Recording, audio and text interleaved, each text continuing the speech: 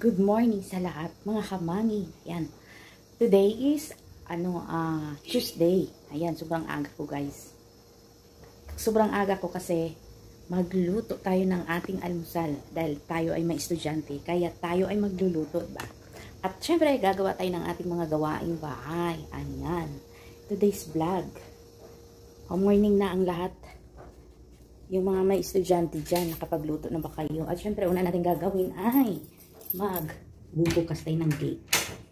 Kasi 5 AM na. Madilim pa siya. Madilim pa siya, guys. Sobrang dilim. Yan. At ang dami kong ligpitin here. Sobrang dami.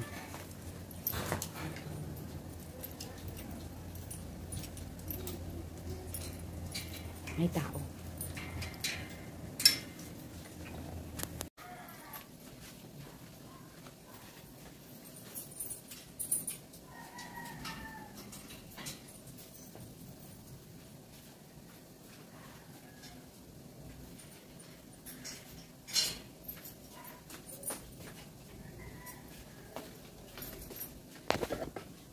Siyempre, ako kasi tuwing umaga, talagang yung dito sa labas, nililinis ko na yan against the light. Naglilipit na ako ng pinagkainan ng kanilang yung aking mga aso. Yan. Diba? Kaya kapag kayo, may mga alaga kayong aso, talagang, din yun. Kasama sa mga gagawin mo sa araw-araw. Diba? Dami namin kalit.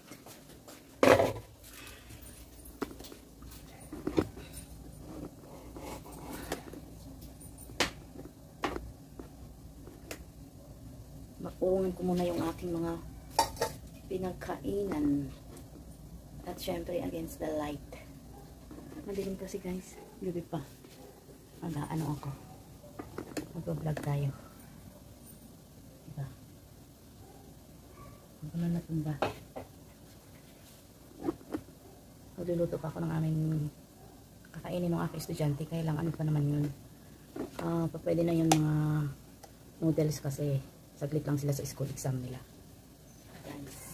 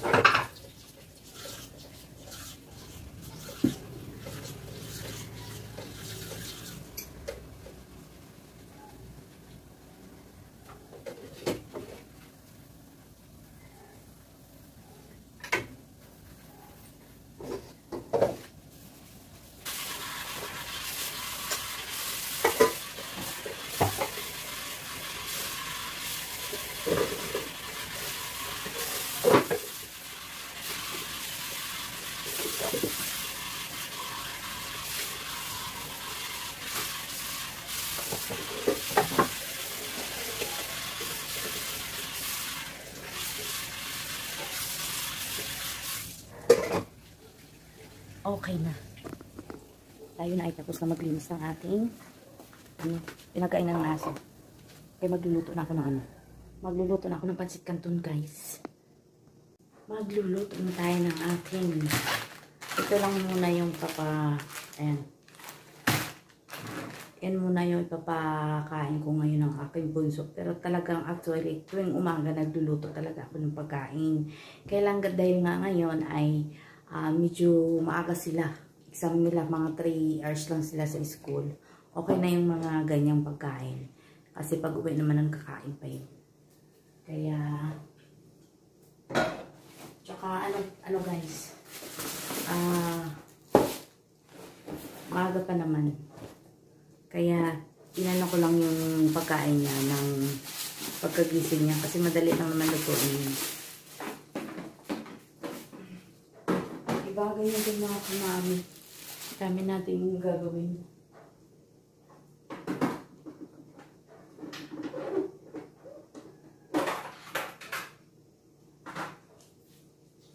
Ang dami kong gagawin. At syempre, bago ang lahat ito kasi, ito nag-urong na ako. Yan. Urungin ko yan kasi yung mga pinagbaunan niya ng aking mister kahapon. Gabi na siya umuwi. Gabi na siya guys umuwi. Kaya, ganun. At saka ito. Pakita ko sa inyo. Madilim pa siya.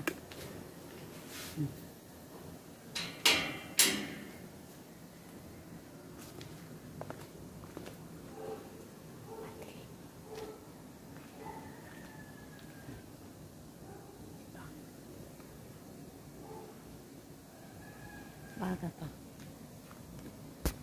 Tingnan mo yung aking mga halaman. Mas maganda siya nung ayan.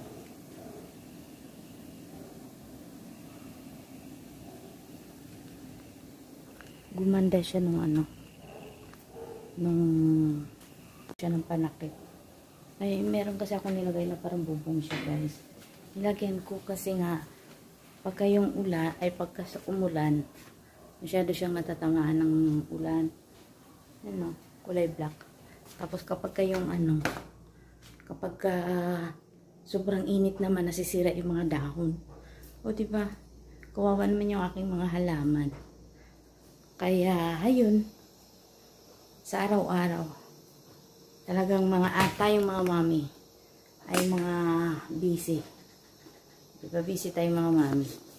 Kung sino naman yung mga hindi busy dyan, ako talaga, medyo busy talaga ako.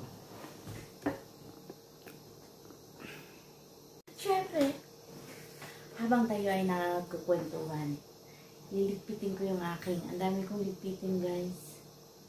Kasi nga hindi ako nakapagtiklop dahil nga kapon ko pa to yun ano. Ang dami-dami kasi ano, laging umuulan dito, kaya ngayon ko lang na ano ko yung sampay ko kagabi, tinanggal ko siya. Siyempre hindi ko naman nagtiklop kaagad kasi pagdating kasi ng gabi, gusto ko maaga akong aakyat, maaga akong hindi naman ako natutulog, nandoon na ako nakahiga sa ano, sa kwarto habang nagsi-cellphone doon. Mas gusto ko doon pagka yung gabi na. Kasi ayoko dito sa baba. Kasi mainit. Lalo na pagka yung bago kang ligo. Siyempre, gusto ko fresh pa rin. Kaya pagkatapos kong maligo, doon ko sa binubuksan ko ng maaga yung aircon. At doon ako sa loob ng kwarto, diba mga kamami? Kasi kaya lang naman ako maaga kasing gumising. Ay umaakyat ako doon ng maaga. Kasi maaga din akong gumising. Ayaw ko yung masyadong puyat. Kapag kasi puyat ako, sumasakit ulo ko. Dapat kahit mga 10 tulog na ako yan. Dapat. Kasi 4 gising na ako ng 4 para magluto ng mga kakainin ng aking anak. O diba ganyan naman tayo mga kamami? Ang dami-dami nating mga ginagawa sa buhay. Diba? Busy-busyhan tayo lagi. Kaya shout out sa mga mami dyan na katulad ko. Diba mga kumami? Busy-busyhan tayo lagi. At syempre, hindi na natin alam kung kailan talaga tayo magiging presidente. Mukhang hindi na hanggang tumanda. Yun na talaga yung rule natin sa buhay. At least tayo ay masaya, okay na ako dun. Diba mga kamami? Kayo ba? Ako naman. Basta walang sakit lang yung aking pamilya. Okay na ako dun. Happy na ako dun. Diba? Dami ko pang gagawin. Bibili pa ako ng aming kakainin, aming uulamin mamaya. O kayo ba? May uulamin na ba kayo mamaya? Diba? Dami ko nga talagang tupiin. Ayun guys. Diba? Natambakan ako ng tupiin. Tapos natambakan din ako ng ng labahin. Ano ba yan? Sa sobrang kabisihan. Natambakan. Ba, malalaki na yung mga estudyante ko. Kaya na syempre, kahit malalaki na yung mga kamami, kailangan ko pa rin silang asikasuhin. Hindi naman kasi kagaya dati yun. Yung tayo ay nag-aaral pa, tayo yung mga estudyante pa. Parang sanay tayo. O talagang ano na, iba na yung ano ngayon. Yung mga generation natin ngayon na parang mas easy-easy na lang sila, hindi kagaya sa atin dati na bago tayo papasok sa school, kailangan natin maglinis, magluto ng ating kakainin at babaunin. O naranasan nyo ba yan? Ako, naranas ko yan, mga kamami. Kasi, yung nanay ko dati, ano lang yun, hindi yung nagluluto ng aming kakainin. Swerte yung mga dating estudyante, ng mga ka-age ko na naranasan nila yung pinaglulutuan pa sila ng kanilang magulang. Nung ako'y start na ako ng grade 4, ayan, nagsasain ako noon, nagluluto na ako ng almusal namin bago kami papasok sa school. O diba, kaway-kaway yung mga naranasan yan nung year 80s, diba? 80s yan. Yung mga yon talagang responsable yun. Yung mga batang 80s, 90s, diba? Mga 2000, yan, mga responsableng bata yan. At yan ay mga takot sa magulang. Aminin natin yan. Kasi ganun tayo. Ganun tayo pinalaki ng ating magulang. Iba na yung mga bata ngayon, guys. Hindi naman sa kadalasan sa mga bata ngayon. Hindi na marunong gumalang sa kanilang mga magulang. Pero in fairness, yung aking mga anak mababait yan. O, diba? Kaya nga lang, syempre, dahil nga tayo, wala naman tayong mga ginagawa, tayo yung nag-aasikaso sa bahay. Kaya yung mga anak ko talaga, hindi mo yan maaasahan dito sa bahay. Basta ang akin lang, mag-aral silang mabuti, masaya na ako doon. Diba mga kamami? Hanggang sa muli kong vlog mga kamami, hindi ko pa alam kung ano ang gagawin natin kasi madalas yung vlog ko today is madalas yung vlog ko talagang mga road trip yan. Kapag kami ay umaalis talagang hindi ko yan pinapalagpas binablog ko yan kasi para at least alam niyo kung gaano ka-traffic ang Pilipinas. So, diba mga kamami? O, hanggang sa muli, thank you sa suporta sa lahat-lahat ng nandiyan lagi sa akin channel. Bye-bye!